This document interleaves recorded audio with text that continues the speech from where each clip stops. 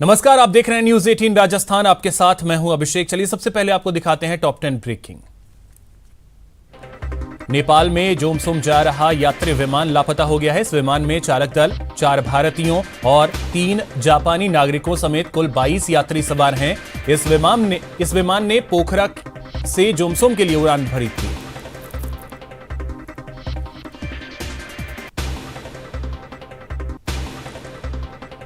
UP में बहराइच के मोतीपुर इलाके में एक बड़ा सड़क हादसा हो गया, जहां टेम्पो ट्रैवलर गाड़ी और ट्रक के बीच भीषण टक्कर हो गई, जिसमें 7 श्रद्धालुओं की मौत हो गई। बीजेपी की राष्ट्रीय प्रवक्ता नूपुर शर्मा के खिलाफ मुंबई पुलिस ने एफआईआर दर्ज की है। उन पर पैगंबर मोहम्मद पर विवादित टिप्पणी करने का आरोप लगाया गया है। कथित तौर पर उन्होंने एक न्यूज चैनल के कार्यक्रम में पैगंबर मोहम्मद पर विवादित टिप्पणी कर दी। समाजवादी पार्टी के विधायक और पूर्व मंत्री आजम खान की शनिवार देर रात तबीयत ज्यादा खराब हो गई, जिसके बाद उन्हें दिल्ली के सर गंगाराम अस्पताल में भर्ती करवाया गया। जमीयत उलमाए हिंद के सम्मेलन में ज्ञानवापी मस्जिद और मथुरा ईदगाह के संबंध में प्रस्ताव पास हो गया है, जिसमें कहा गया है कि गड़े मुर्दे उखाड़ने से बचें।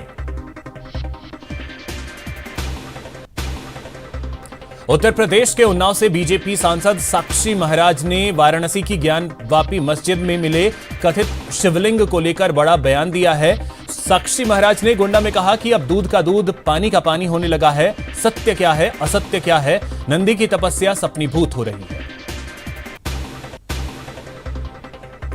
आदर्श तापड़िया हत्याकांड में भीलवाड़ा में 10 दिनों से धरना जारी है। बीजेपी प्रदेश अध्यक्ष सतीश पूनिया धरना स्थल पहुंचे।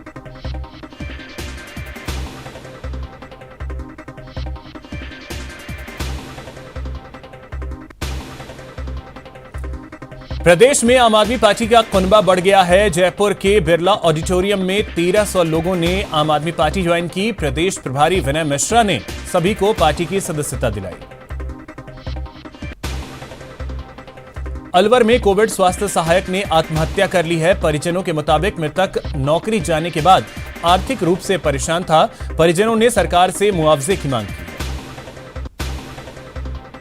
पीएम मोदी ने मन की बात कार्यक्रम को संबोधित किया, जिसमें उन्होंने बताया कि इस महीने 5 तारीख को देश में यूनिकॉर्न की संख्या 100 के आंकड़े तक पहुंच चुकी है।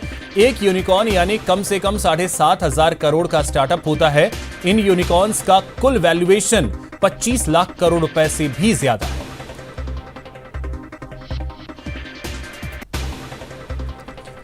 और चलिए अब आपको खबर दिखाते हैं श्री गंगानगर से है, जहां चलती बस में महिला से छेड़छाड़ करना एक मनचले को भारी पड़ गया। महिला ने बस में ही मनचले की जमकर मरम्मत कर दी। जानकारी के मुताबिक रोडवेज की बस सादुल शहर से हनुमानगढ़ जा रही थी। बस में मनचले ने महिला से छेड़खानी की। फिर क्या था, महिला ने उसकी जमकर खबर ली। महिला ने मनचले को कई तमाचे जड़ दिए। पिटाई के बाद मनचले को बस कंडक्टर ने बस से नीचे उतार दिया। तो ये तस्वीरें आप देखिए, एक मनचले को महिला के साथ छेड़खानी करना कितना भारी पड़ गया। जमकर पिटाई कर दी महिला ने। ये आप तस्वीर देख सकते हैं। पहले तो महिला ने इसकी जमकर पिटाई कर दी और उसके बाद कंडक्टर ने इसे बस से नीचे उतार दिया।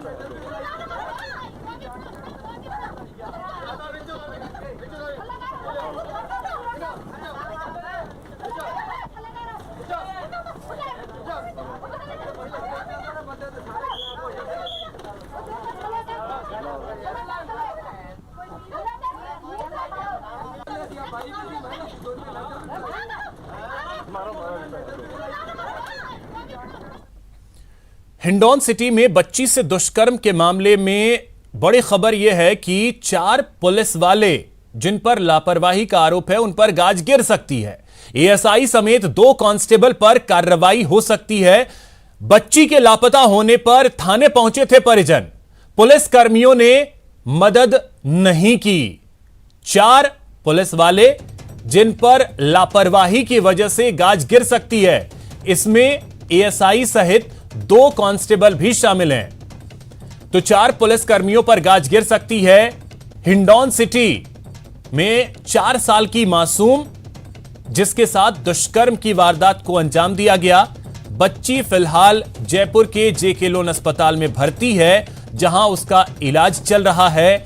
बच्ची लापता हुई, इसकी जानकारी लेकर परिजन थाने पहुंचे, लेकिन वहां पर इन पुलिस वालों ने परिजनों की कोई मदद नहीं की बच्ची को ढूंढने में। अंत में बच्ची के साथ रेप की वारदात सामने आई। बच्ची का फिलहाल जयपुर में इलाज चल रहा है। अब इन लापरवाह पुलिसकर्मियों पर गाज गिर सकती है। 4 पुलिसकर्मी, 1 एएसआई समेत 2 हेड कांस्टेबल हैं, उन पर भी गाज गिर सकती है।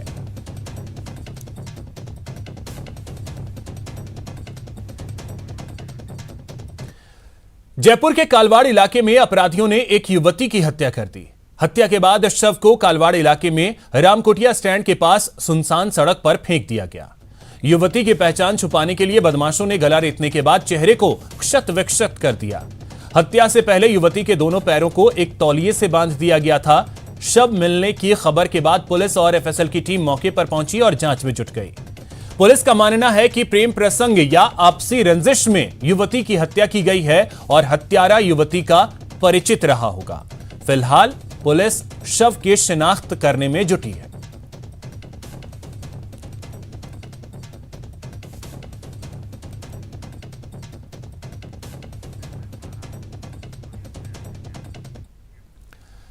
बारां के भंवरगढ़ थाना क्षेत्र के घुट्टी गांव में एक युवक की मौत के बाद हंगामा बरपा हुआ है। बताया जा रहा है कि सहरिया आदिवासी समुदाय से ताल्लुक रखने वाले 34 साल के राम सिंह की किसी बात पर गांव के सरपंच राजाराम अहेड़ी से लड़ाई हो गई थी। उसे लेकर सरपंच राजाराम ने पुलिस में केस दर्ज कराया था और उसी सिलसिले में पुलिस ने राम सिंह को गिरफ्तार कर लिया था। शनिवार की शाम राम सिंह को जमानत पर रिहा कर दिया गया, लेकिन रात में जब वो सो रहा था तो उसकी मौत हो गई। परिजनों का आरोप है कि पुलिस ने उसके साथ मारपीट की थी और उसी की वजह से राम सिंह की मौत हुई। इस आरोप के साथ ही गांव के लोगों ने हंगामा शुरू कर दिया।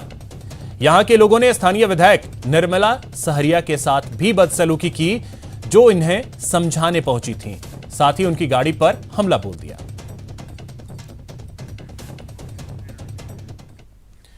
कोटपुतली थाना इलाके के बसई गांव के एक खेत में घायल युवक युवती मिले हैं। दोनों के गले पर कट के निशान पाए गए हैं। खबर पाकर मौके पर पहुंची पुलिस ने दोनों को गंभीर हालत में बीडीएम अस्पताल में भर्ती कराया। यहां अस्पताल प्रबंधन की बड़ी लापरवाही भी सामने आई।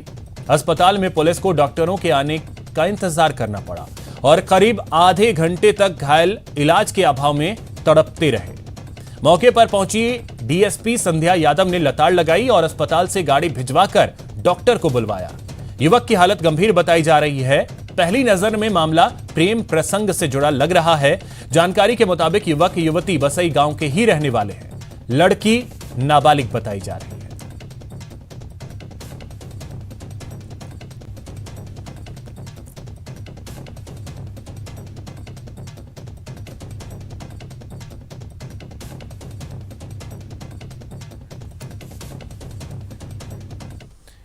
राजधानी जयपुर में एक परिवार की सूझबूझ से एटीएम में लूट की कोशिश नाकाम हो गई। घटना शनिवार देर रात की है।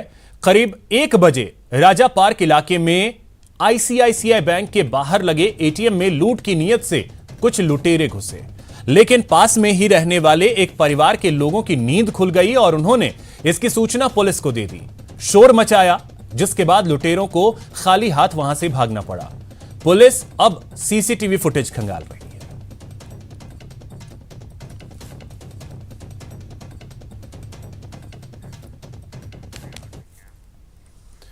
श्रीगंगानगर में बिगड़ती कानून व्यवस्था से आम जन परेशान है, लेकिन इसका सबसे ज्यादा असर महिलाओं पर देखने को मिल रहा है। कोरोना के संक्रमण काल के बाद जैसे ही परिस्थितियां सामान्य हुई हैं, महिला अपराध में इजाफा देखने को मिल रहा है। हालत यह है कि एक बार फिर महिलाएं जरूरी ना होने पर अपने घरों में ही बंद रह रही हैं। चेन स्नैचिंग, छेड़छाड़, छीना झपटी और ईव टीजिंग जैसे मामले लगातार बढ़ रहे हैं।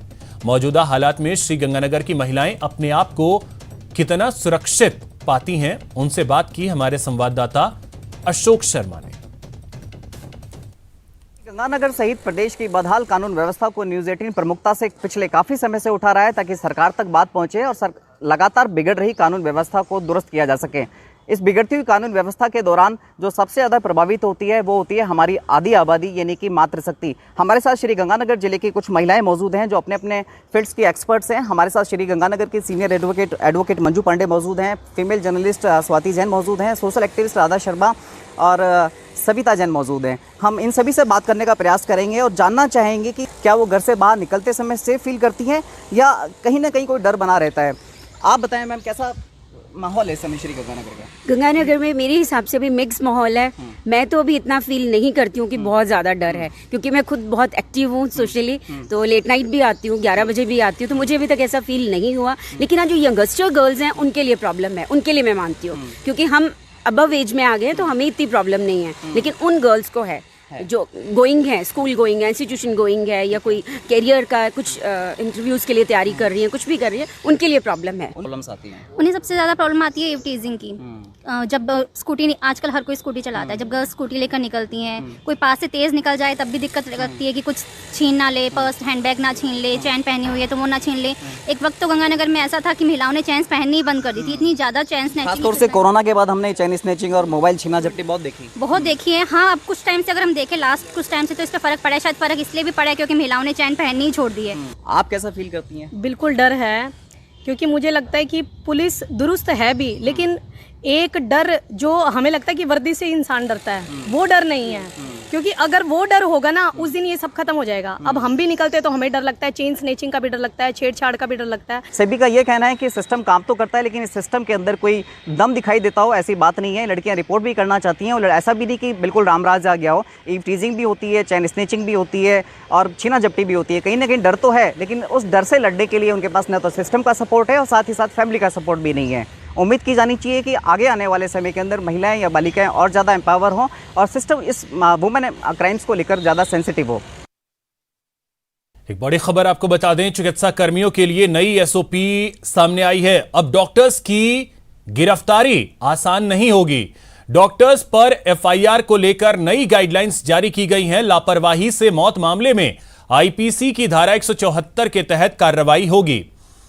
शव के पोस्टमार्टम की वीडियोग्राफी करवानी होगी। शिकायत के बाद 3 दिन में मेडिकल बोर्ड बनेगा। गिरफ्तारी से पहले एसपी या डीएसपी की अनुमति जरूरी होगी।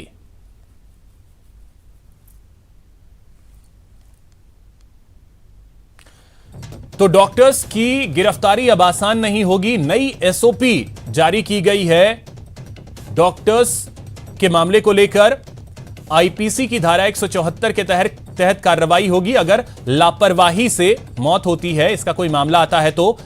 और अगर शव का पोस्टमार्टम जब होगा उस समय वीडियोग्राफी भी अनिवार्य होगी। शिकायत के 3 दिनों के अंदर मेडिकल बोर्ड का गठन कर दिया जाएगा।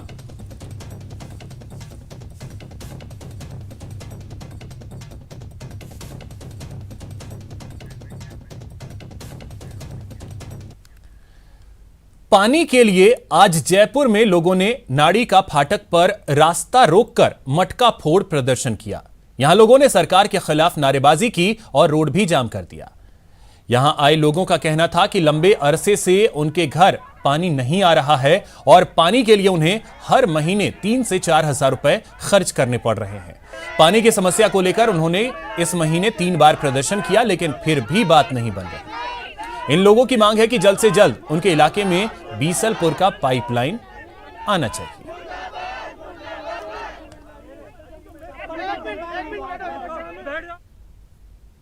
राजधानी जयपुर में पेयजल की किल्लत का क्या हाल है, यहाँ लोगों की बेचैनी देख करके आप समझ सकते हैं। ये तमाम लोग सरों पे मटके लेकर के, सड़कों को जाम करके, यहाँ पर हंगामा मचा करके सरकार को ये जताना चाहते हैं कि हम प्यासे हैं, बूंद बूंद के लिए तरस रहे हैं और हमें सरकार पानी दे। सरकार ये दावा कर रही है कि हर घर हम जल पहुंचा रहे हैं, जल जीवन मिशन के तहत नलकूप खोदे जा रहे हैं, पूरे राजस्थान के अंदर पानी लाने का दावा किया जा रहा है। लेकिन राजधानी जयपुर की सच्चाई आपके सामने है। यहाँ पर आप देखेंगे सैकड़ों हजारों लोग वो हैं जो सालों से यहाँ पर पानी के लिए परेशान हैं। 700 रुपए देकर के इन्हें पानी का टैंकर मिलता है। ये तमाम लोग इस गर्मी के अंदर नौ तपे में बाकायदा सड़कों पर खड़े होकर के ठीक 12 बजे प्रदर्शन कर रहे हैं। 46 डिग्री, 45 डिग्री, 44 डिग्री टेम्परेचर है। 90 साल की बूढ़ी औरत यहाँ मौजूद है। क्या नाम है अम्मा आपका? गुलाब देवी, पानी का बीसलपुर को पानी। क्या परेशानी है आपको? गुलाब देवी, बीसलपुर का पानी की। नहीं, ये तो दो बात है, गुलाब देवी और बीसलपुर का पानी। परेशानी क्या है? परेशानी गुलाब देवी आपका नाम है, बीसलपुर का आपका पानी चाहिए। पानी की परेशानी से, पानी की परेशानी से दो बार है। हाँ, पानी की परेशानी से। पानी की परेशानी कब से है मैडम आपको? ये काफी सालों से ये परेशानी हो रही है। दूर दूर से पानी ला रहे, पीने का पानी नहीं है। ये है टैंक वाला घेरते, टैंक वाला को कहते हैं टैंक वाला नहीं आ रहा, टैंक वाला को कहते हैं टैंक वाला नहीं आ रहा। 2-2 दिन पानी बिना बैठे रहते हैं। पानी कितने दिन में मिलता है पानी? पानी यहाँ पे तो है ही नहीं, मंगाना पड़ता है। टैंकरों से डलाता है। 700 रुपए में 450 में टैंकर आता है। हर मतलब तीसरे दिन टैंकर डलाना पड़ता है। ये मटका कहाँ से मतलब लेकर आए? मटका पानी के लिए लेके आए, पानी लेके जाएंगे। पानी लेने आए बीसलपुर का? हाँ, एक मिनट, इसमें बोलिए। पानी चाहिए हमारे को, पानी बीसलपुर का पानी चाहिए। और क्या करेंगे आप आगे विरोध प्रदर्शन? पानी चाहिए हमको। कैमरा पर्सन यासीन के साथ में अरबाज अहमद न्यूज़18 के लिए जयपुर से। अलवर में हिंदुवादी संगठनों ने सरिस्का वन्य चौकी के गेट पर एकत्रित होकर प्रदर्शन किया। ये लोग सरिस्का बाघ अभ्यारण्य के बाला किला के आसपास स्थित ऐतिहासिक मंदिरों तक जाने वाले रास्ते पर रोक लगाए जाने के विरोध में प्रदर्शन कर रहे थे। इन लोगों का कहना है कि वन विभाग के अधिकारी जानबूझकर बाल किला स्थित भगवान राम के ऐतिहासिक मंदिर और उसके पास स्थित हनुमान मंदिर और करणी माता मंदिर तक लोगों को पूजा करने के लिए जाने नहीं दे रहे, जबकि पैसे लेकर लोगों को उधर घूमने के लिए जाने देते हैं। इस बारे में उन्होंने हाई कोर्ट जाने की भी बात कही है। वहीं सरिस्का बाघ अभ्यारण्य के प्रबंधकों का कहना है कि सुबह का समय वन्य जीवों के विचरण का होता है और उनकी सुरक्षा के मद्देनजर ही लोगों की आवाजाही पर रोक लगाई गई है।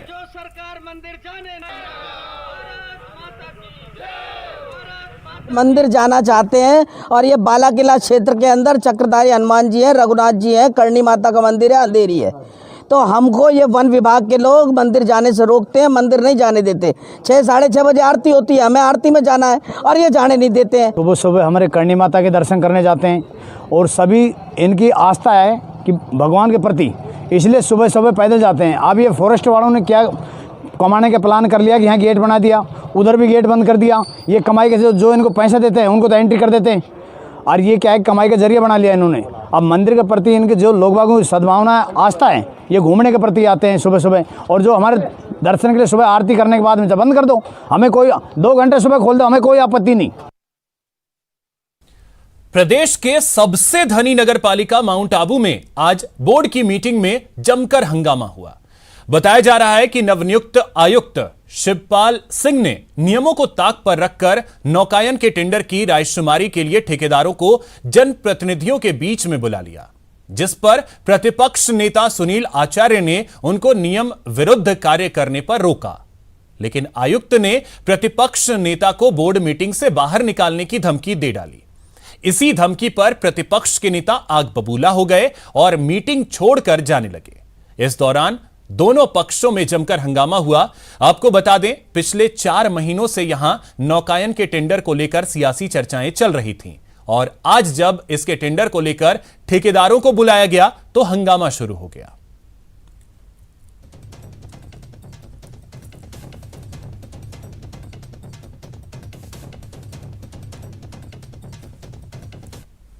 नौकायन का जो ठेका है उसकी प्री बिड मीटिंग थी, तो उसमें कॉन्ट्रैक्टर्स को बुलाया गया था। उनके क्या इश्यूज है जो हमने टर्म्स एंड कंडीशन डाली है उसमें वो क्या करेक्शन कराना चाह रहे हैं, क्या लीगली एस्पेक्ट से हम क्या उसमें संशोधन कर सकते हैं, उस रिगार्डिंग कुल 4 यहाँ पे कॉन्ट्रैक्टर आए, उनसे डिस्कशन किया। उनके जो ग्रीवेंसेस है हम एज पर लॉ उसको सॉर्ट आउट करेंगे। इसके अलावा जो बोर्ड मेंबर्स के जो इश्यूज थे वो भी हम सॉर्ट आउट करने की कोशिश करेंगे।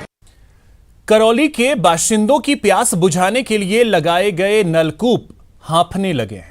पानी की मांग तो लगातार बढ़ती जा रही है, लेकिन जलदाय विभाग का जल तंत्र अभी तक विकसित नहीं हो पाया है। यही कारण है कि मांग के मुकाबले रोज करीब 54 लाख लीटर पानी का टोटा पड़ रहा है। जहां शहरवासियों को 146 लाख लीटर की पानी की रोज दरकार है, वहीं पीएचईडी के नलकूपों से सिर्फ 92 लाख लीटर पानी ही निकल पा रहा है। पानी की यह किल्लत परेशानी का सबब बनी हुई।